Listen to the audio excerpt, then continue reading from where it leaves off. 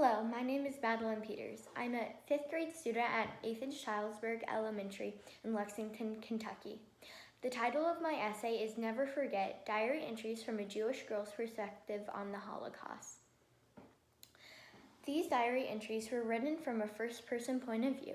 I chose to write the essay in the style of diary entries because it will give people a better understanding of what was going on inside a Jewish child's head throughout these horrifying experiences. I specifically chose the essay to be in chronological order to make sense of what the main character is feeling as the story unfolds.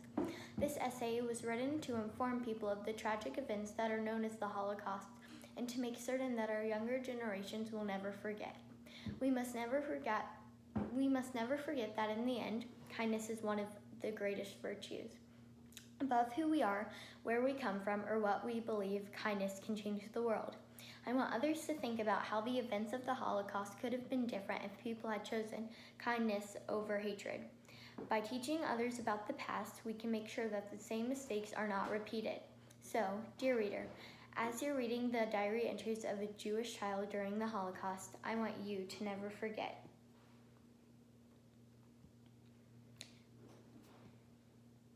April 14th, 1936. Dear Diary, this is my first diary entry because I just got you today, a splendid diary for my 11th birthday from Mother and Father. So first let me introduce myself. My name is Madeline. I have two best friends, Margaret and Heidi. I'm Jewish and I don't have any brothers or sisters.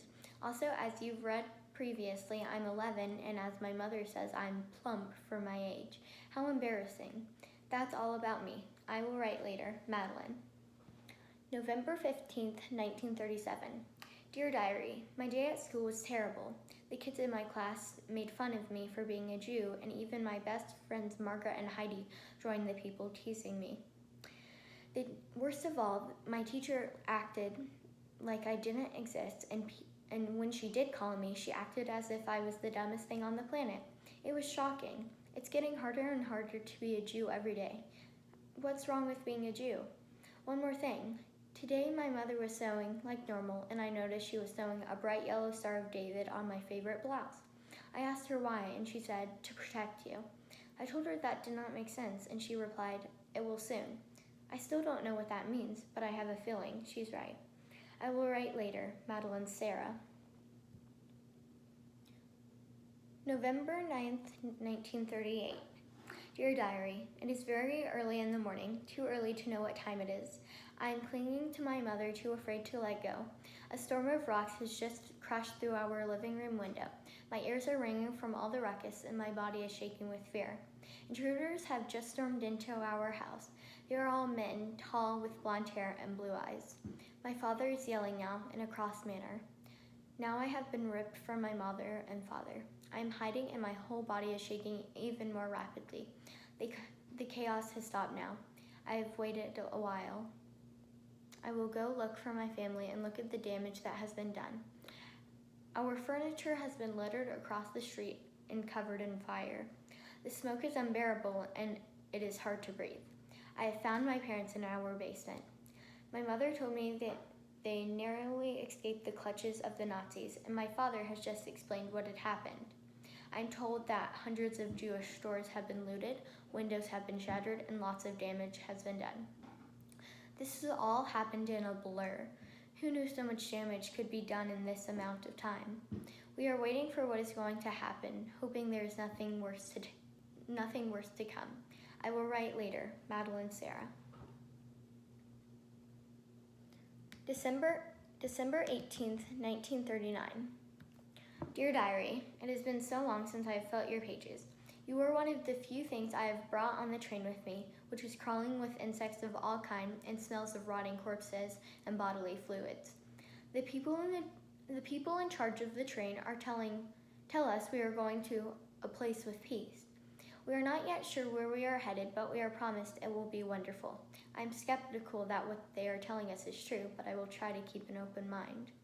4 days have passed and my family and other passengers are told we are close to arriving, which I'm glad because the quarters are extremely tight and the aroma has grown to be absolutely horrid.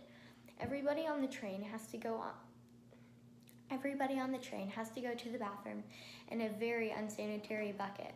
Also, the people that corralled us onto the train are beginning to be extremely abusive, threatening us with violence.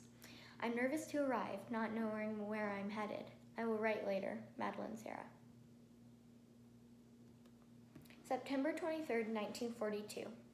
Dear Diary, life here in the camp has been extremely hard. Every day is a fight to stay alive. My mother has died and I'm struggling to stay strong. I'm beginning to get weaker and weaker without her. But I have found an amazing woman. She's like a mother to me. Her name is Maya. She even gives me a portion of her rations. Every day we are put through hard work, if that's what you would even call it, and called unthinkable names. I have become accustomed to being treated with utter contempt. I am tormented endlessly. Yesterday, the Nazis lined up some people who were unable to work along the sides of a large pit and shot them one by one. The sight of it was terrible, and my work today was to clean up the corpses by dragging them through the dirt to where they will be burned. It was a nightmare. My worst days of normalcy before the Nazis came into power would be my best days here. The food here is comparable to dirt and as hard as rocks. Even at that, we get little to eat. Luckily, I was plump for my age, so I'm still not in the unfortunate condition others are in. I don't know when this is going to end, but I'm hoping it is soon. If there was a hell on earth, this would be it. I miss ordinary life and being normal. I'm hoping I will be able to survive, but until then, I will have to continue on in this daily prison. I will write later. Madelynn Sarah. July 9th, 1945. Dear Diary, I no longer have to live in constant fear. I've been brought out of the concentration camp. After the war ended, the Nazis fled. A group of American soldiers came here to liberate all of us. They came with food that was the amount of at least 4 weeks' worth of our rations.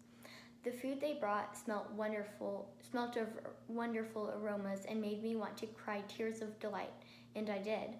I'm told we will leave in a few weeks' time. I'm also told I have a distant cousin living in America. I couldn't believe it when I was also handed a ticket to America. The soldiers tell me it's from my cousin. I'm thrilled that I get to go to America to escape all of this torture, for I know that I am the luckiest to have been able to have been liberated. I'm looking forward to what will happen next and also extremely thankful for those who helped liberate me. From now on, I will always know that my childhood was robbed, but my future is not. After all these years of these unforgivable acts, I want future generations to know, choose kindness, never choose hatred. No matter how different someone is from you, choose kindness.